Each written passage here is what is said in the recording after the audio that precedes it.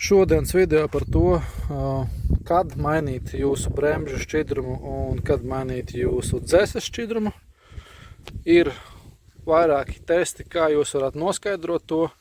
Protams, jau labākais variants ir mainīt šos šķidrumus pēc reglamenta, bet, kā jau parasti latvieši, ne tikai latvieši, lielākoties īpaši bremžu šķidrums, neviens viņu nekad nemaina gandrīz. Tur viņš var būt arī no rūpnīcas iekšā, visiem tur ir vienalga, kas to šķidrumu notiek, kaut gan tas ir principā diezgan slikti, jo, labi, par to mēs vēlāk parunāsim.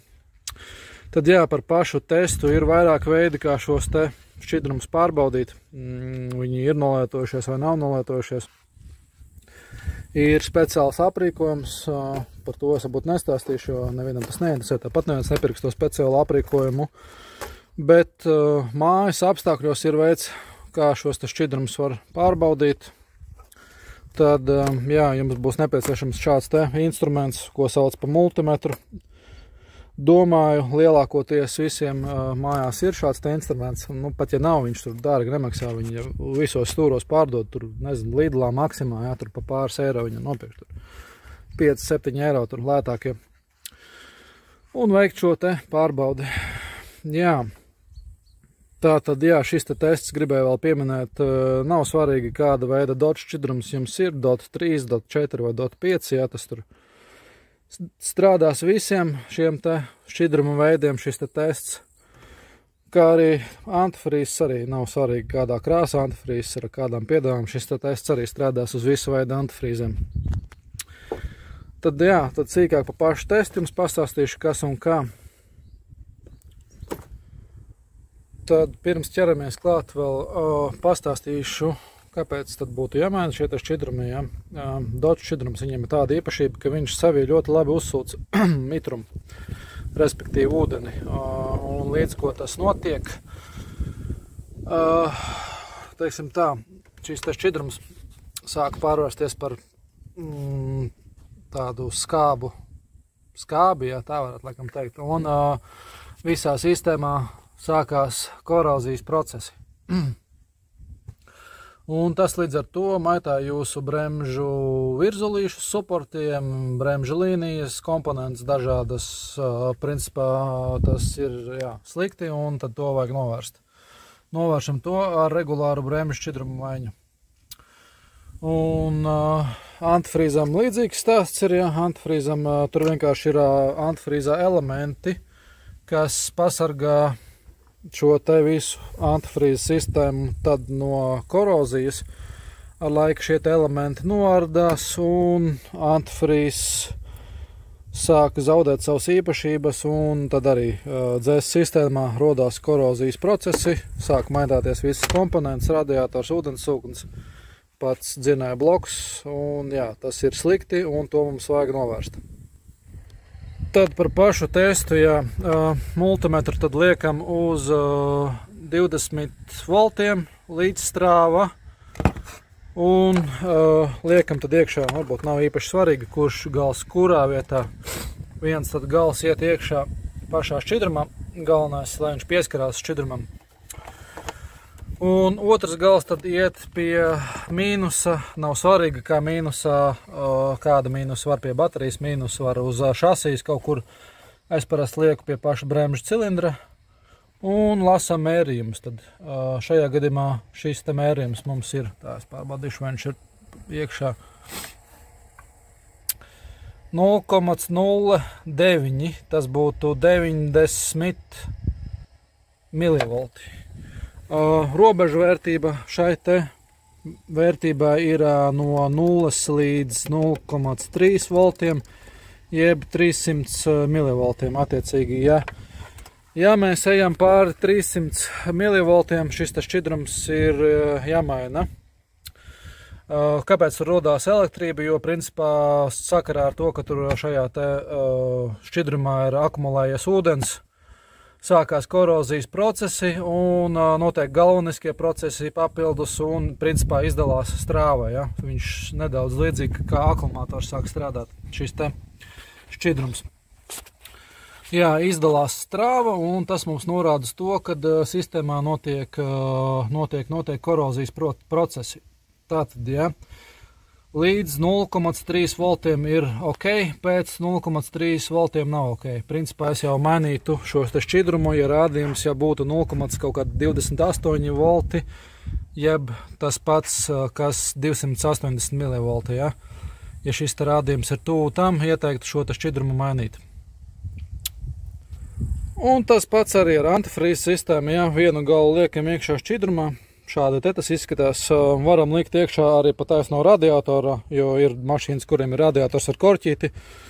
Galvenais, ko ņemam vērā, lai šis te, ja, gals nepieskartos pašam radiatora metāliskajai daļai, jo savādāk rādījumus mēs neiegūsim. Un ar antifrīzu tieši tas pats. Tātad, teiksim tā, labs rādījums ir no 0 līdz aptuveni 0,28 voltiem. Slikts rādījums jau būs tas, kurš iet pāri 0,28 voltiem. Tas nozīmē to, ka jūsu antifrīzes arī ir nepieciešams mainīt. Tātad visi tie paši iestatījumi, ja, 20 volti, līdzstrāva, viens gals iekšā antifrīzā, ja, plasmasa galvenais, ja, nepieskarās metāliem nekādiem. Un otrs gals klāt pie masas, zināmas, jā, labas masas, un lasam rādījumus tad. 0,19. Tas ir ok, jā.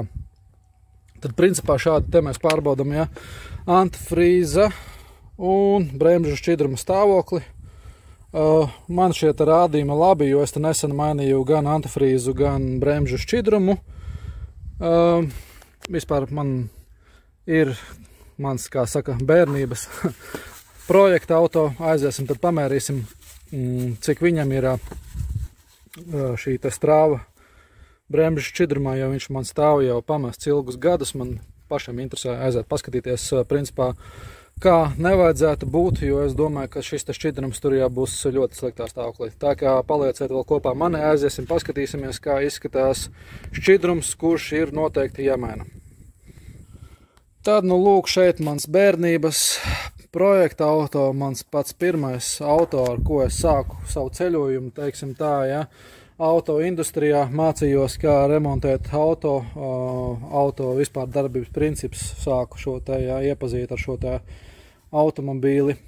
Jā, viņš tādā diezgan čābīgā stāvoklī, stāv jau pamests vairākus gadus man te nojumēja, jā, bet, nu, ko darīt, jā, laiks iet uz priekšu un viss attīstās, jā.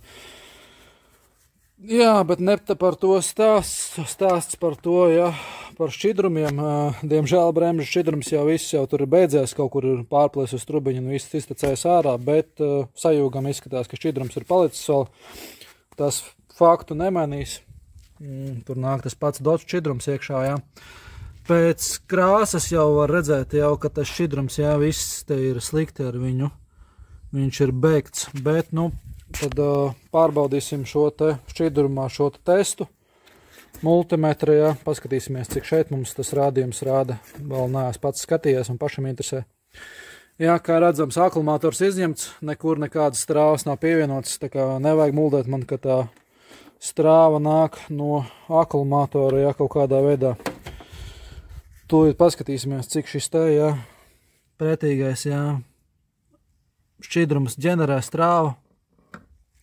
Tā, tad šitas te viens gals iekšā mums šķidrumā un otrs liksim laikam pie dzinēja bloka, būs labākā masa. Un skatāmies, kas mums te notiekās.